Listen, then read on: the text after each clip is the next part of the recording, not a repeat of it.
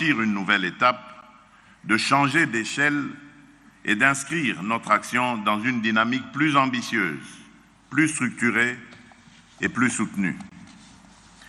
Distingués participants, mesdames et messieurs, ma vision demeure claire: faire des infrastructures et des travaux publics le socle de la diversification de notre économie et de l'intégration effective de notre territoire.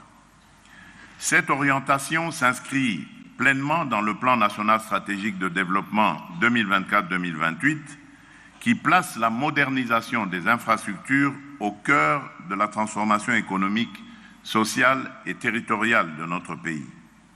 Elle rejoint également les dynamiques africaines actuelles qui font des corridors, de l'intégration logistique, des chaînes de valeur et de la résilience climatique des priorités de premier ordre. Cette ambition repose sur plusieurs axes. Le premier est l'aménagement et la réhabilitation du réseau routier national et des voies de dessertes agricoles. Nos routes ne sont pas de simples ouvrages de circulation.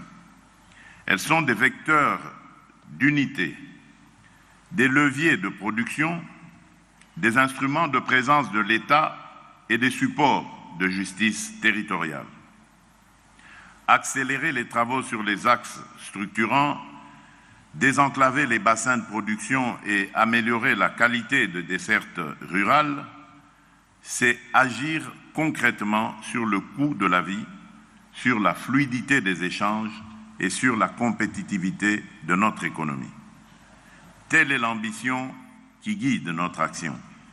Elle se traduit par un objectif clair, porter à 25% la part des routes nationales revêtues à l'horizon 2030.